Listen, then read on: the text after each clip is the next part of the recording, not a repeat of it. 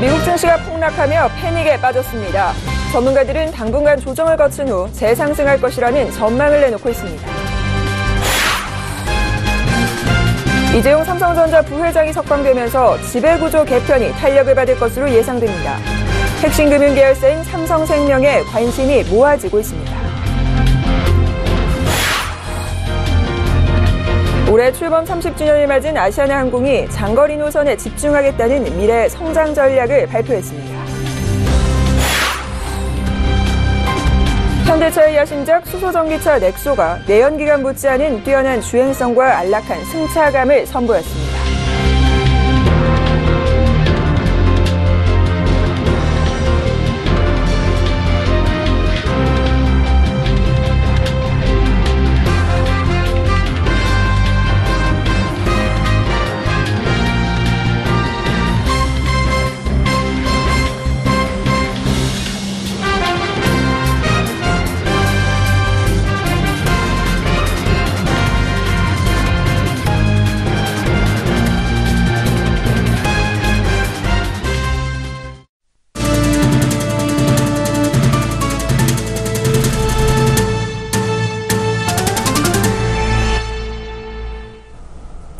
시청자 여러분 안녕하십니까? 센 경제 현장 김혜영입니다.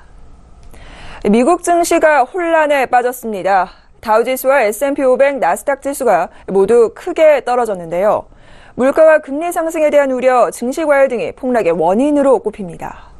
전문가들은 경기 회복세 등 증시의 기초 체력이 여전히 좋기 때문에 이번 하락장이 저가 매수 기회라는 주장을 내놓으면서도 당분간 추가 조정 가능성은 높게 보고 있습니다.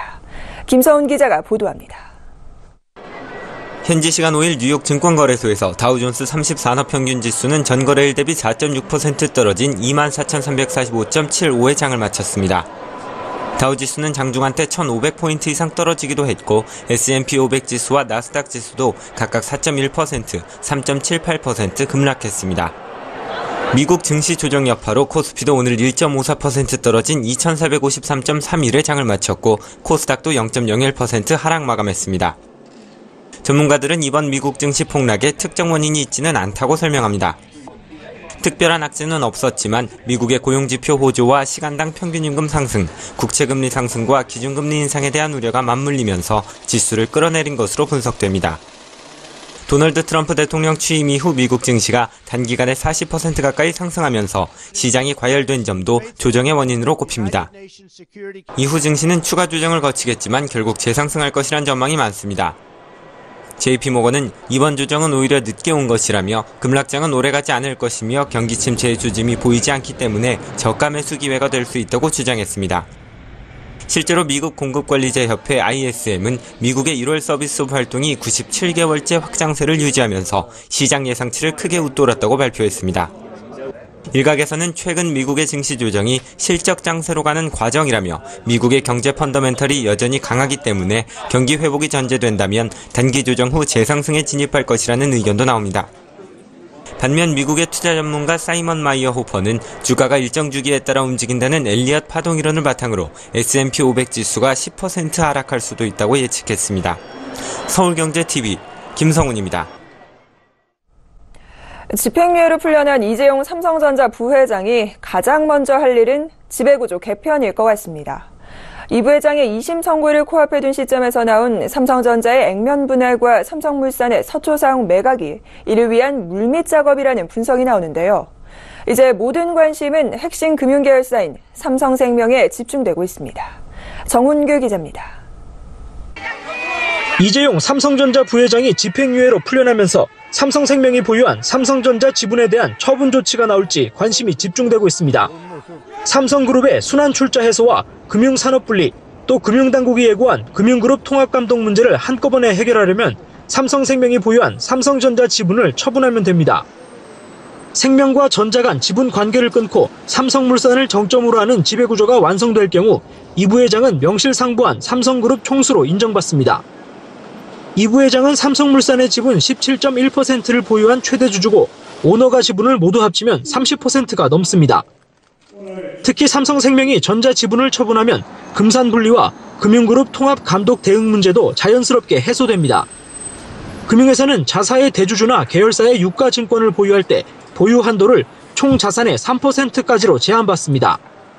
현재는 주가를 샀을 때 가격으로 비중을 계산하는데 시가로 평가하는 보험업법 개정안이 국회에서 통과될 경우 주식 가치가 대폭 높아져 비중이 3%를 초과하는 것이 문제입니다. 또 금융그룹 통합감독이 시행되면 그룹 내 계열사들의 동반 부실을 막기 위해 계열사 간 출자분은 적격자분으로 인정받을 수 없습니다. 일각에서는 삼성전자 액면 분할과 삼성물산의 서초 사옥 매각을 삼성생명의 전자주식 처분 임박 신호로 보고 있습니다. 앞으로 삼성전자 주식이 처분될 때 개인 투자자 등으로 지분을 분산시켜 경영권을 방어하고 서초 사옥 매각 대금으로 삼성물산이 전자지분 확대에 나설 수 있다는 겁니다. 서울경제TV 정은규입니다. 오는 17일 창립 30주년을 맞은 아시아나항공이 앞으로 30년 장거리 노선 확대로 기업의 성장을 이끈다는 포부를 밝혔습니다.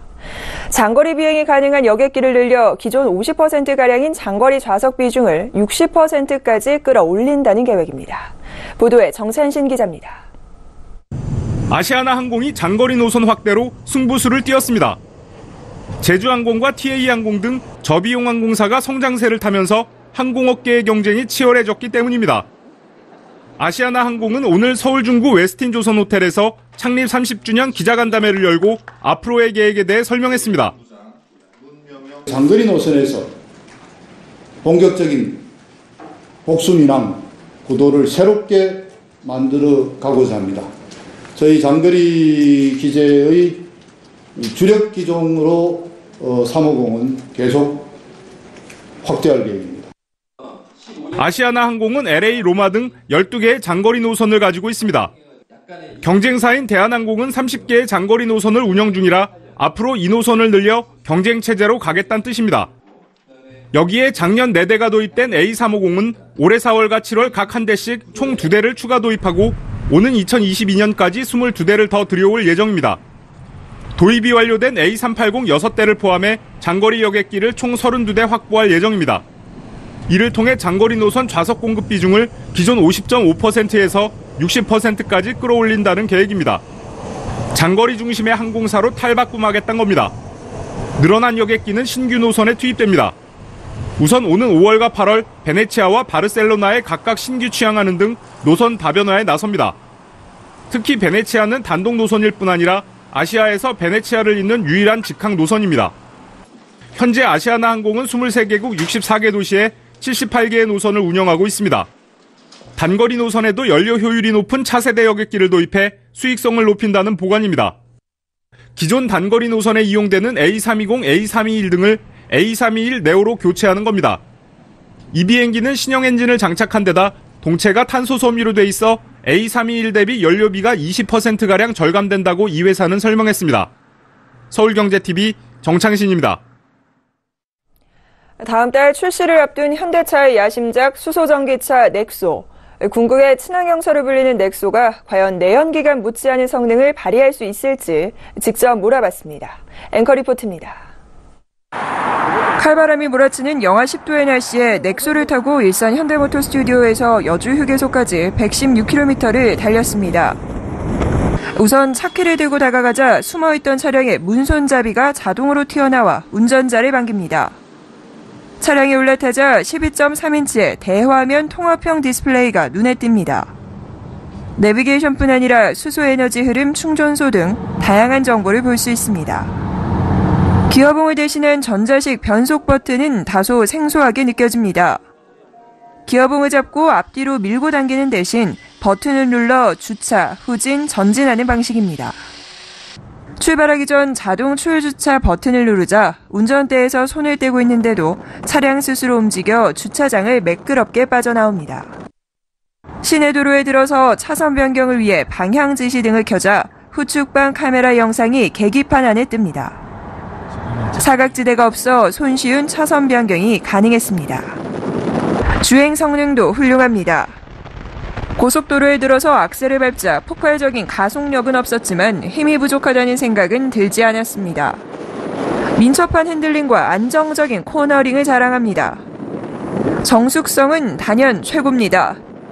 소음이 없는 건 물론이고 엔진에 진동도 없다 보니 장거리 운전에도 피로가 훨씬 덜하겠다는 생각이 듭니다. 배출구에선 수증기만 모락모락 피어오릅니다.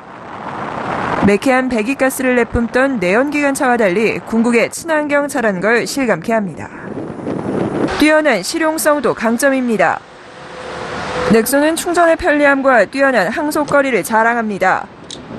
5분 충전으로 609km를 달릴 수 있습니다.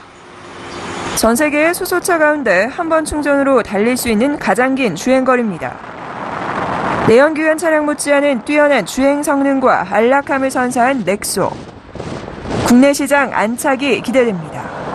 서울경제TV 김혜영입니다.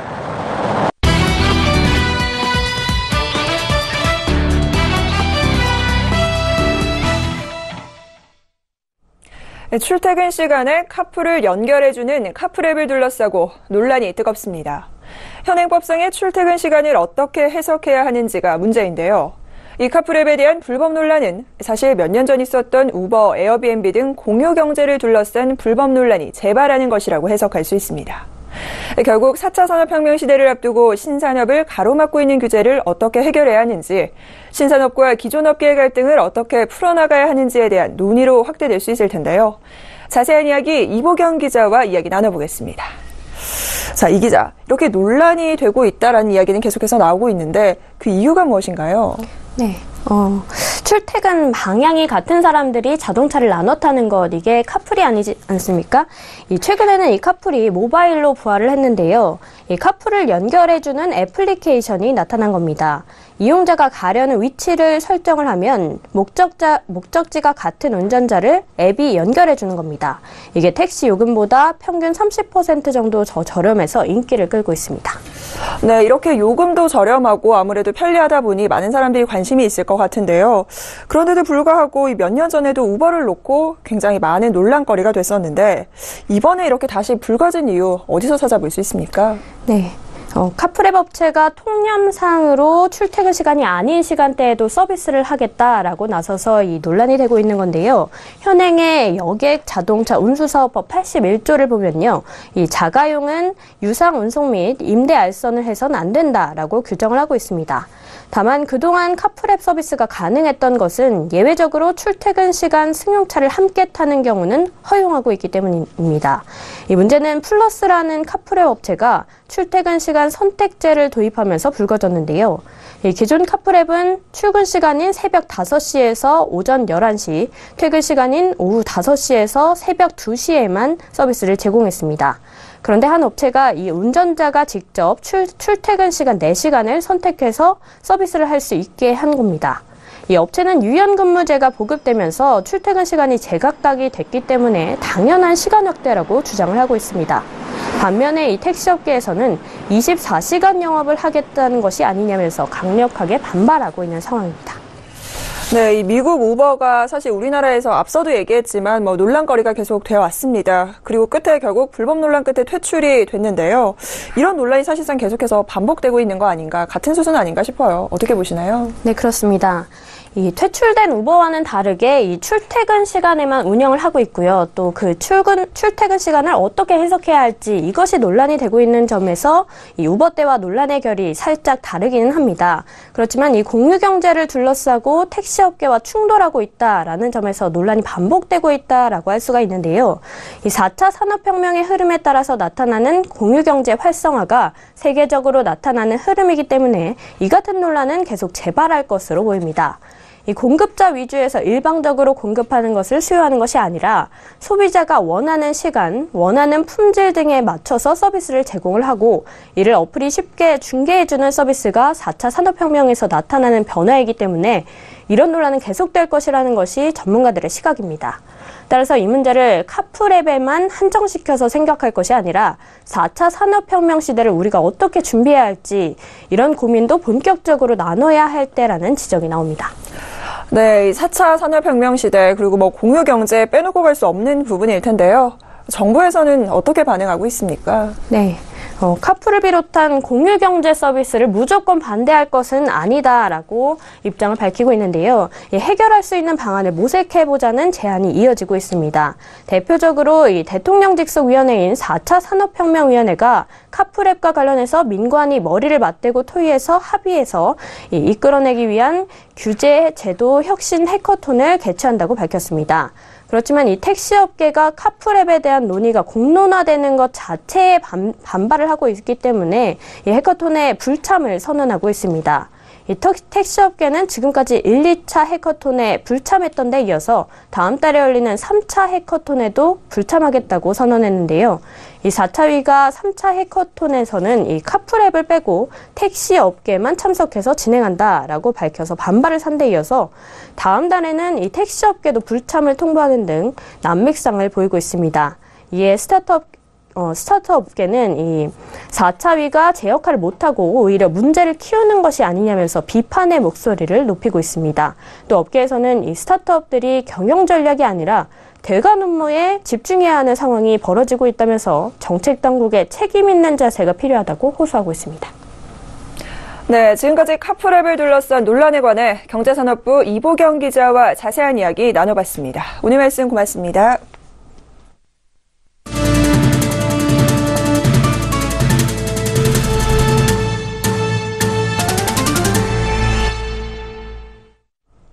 암호화폐 대장격인 비트코인이 또 연저점을 경신했습니다. 암호화폐 거래소 빗썸에 따르면 비트코인은 오늘 오전 8시 30분께 코인당 763만 5천 원까지 내려 이른바 검은 금요일이었던 지난 2일에 기록했던 연저점인 768만 6천 원을 경신했습니다. 이어 잠시 반등하다가 다시 하락해 정오께 700만 원 밑에서 거래되고 있습니다. 이더리움, 리플 등 주요 암호화폐도 오후 1시 기준 20% 이상 급락했습니다. 비트코인의 약세는 최근 암호화폐를 둘러싼 악재가 연이어 쏟아진 탓으로 풀이됩니다. 한국과 미국 등 주요 국가에서 암호화폐 규제에 고삐를 조이고 있고 일본의 가상화폐 거래소 코인체크의 해킹으로 5,700억 원대 암호화폐가 도난당해 투자자들의 불안감이 커졌습니다. 은행연합회가 은행권 공동으로 채용 절차 모범 기준을 만들기로 했습니다.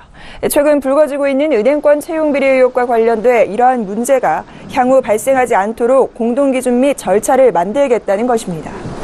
김태형 은행연합회 회장은 오늘 열린 기자간담회에서 은행권 공동으로 채용 모범 기준인 태스크포스를 꾸리는 방안을 검토하고 있다며 이같이 말했습니다. 김 회장은 현재 채용 비리 의혹과 관련해 검찰이 수사하고 있으니 비리 여부가 정확하게 나올 것이라며 금융감독원과 협의하고 검찰 조사에서 문제점이 나오면 은행들의 다양성을 고려해 모범 기준을 만들어 볼 생각이라고 설명했습니다. KB국민은행의 채용 비리를 수사하는 검찰이 서울 영등포구 여의도동 본점에 대한 압수수색에 들어갔습니다. 서울 남부지검 형사 6부는 오늘 오전 9시 50분께 본점으로 수사관 25명을 보내 윤종규 KB금융지주 회장 사무실과 채용 담당 부서 등 6곳을 압수수색하고 있다고 밝혔습니다. 검찰은 신입사원 채용 등 인사자료를 확보해 채용 과정에서 부당한 개입이 있었는지 살펴볼 계획입니다. 검찰은 업무방해 혐의로 압수수색 영장을 받은 것으로 전해졌습니다. 검찰과 금융권에 따르면 국민은행은 20명으로 된 VIP 리스트를 관리하며 최고 경영진의 친인척 등을 특혜 채용했다는 의혹을 받고 있습니다. 금융감독원이 확인한 금융은행의 채용비리 의심 사례는 모두 3건입니다. 기업 10곳 중 7곳이 올해 설 상여금을 지급할 계획이 있는 것으로 나타났습니다.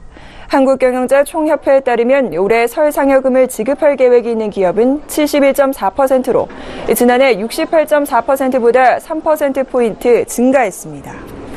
또 올 설 상여금을 지급하는 기업의 근로자 1인당 평균 상여금은 116만 1,000원으로 전년 대비 3만 2천 원 증가했습니다.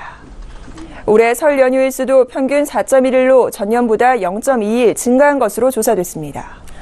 이는 올해 4일 이상 쉬는 기업이 91.4%로 작년보다 늘었기 때문으로 풀이됩니다. 중소기업 중앙회가 광명시장을 방문해 설맞이 전통시장 장보기 사랑나눔 행사를 가졌습니다. 이는 설을 앞두고 전통시장의 활력 회복과 사랑나눔 실천을 위해 마련됐습니다. 이 자리에는 박성택 중소기업중앙회장, 최승재 소상공인연합회장 등 30명이 참석했습니다. 장보기 사랑나눔 행사는 1,000만 원 상당의 온누리 상품권으로 전통시장에서 장을 보고 이를 지역 복지시설에 전달하는 방식으로 진행됐습니다. 앞으로는 청소나 경비, 음식조리, 매장 판매 등 서비스업 종사자들은 1인당 월급 총액이 190만 원을 넘어도 일자리 안정자금 지원을 받을 수 있게 됩니다. 월급 총액에서 연장 휴일근로수당을 제외하기 때문입니다.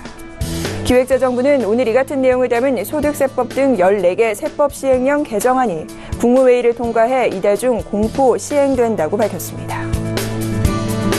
한국은행 뉴욕사무소는 주요 해외 투자은행 16곳을 대상으로 조사한 결과 올해 연방준비제도 금리를 4차례 인상 전망하는 곳이 6곳에 달했다고 밝혔습니다.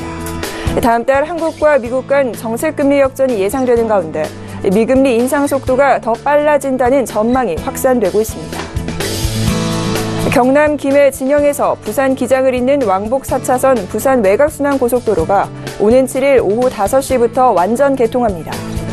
부산 외곽 순환고속도로는 김해, 양산, 부산 기장을 잇는 총 연장 48.8km로 시속 100km를 기준으로 29분 만에 주파할 수 있습니다.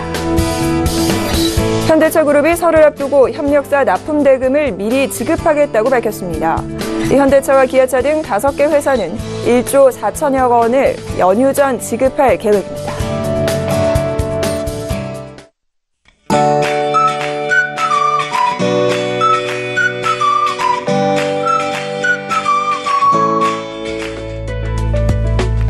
안녕하세요. K웨더 라이프스타일 예보 윤지향입니다.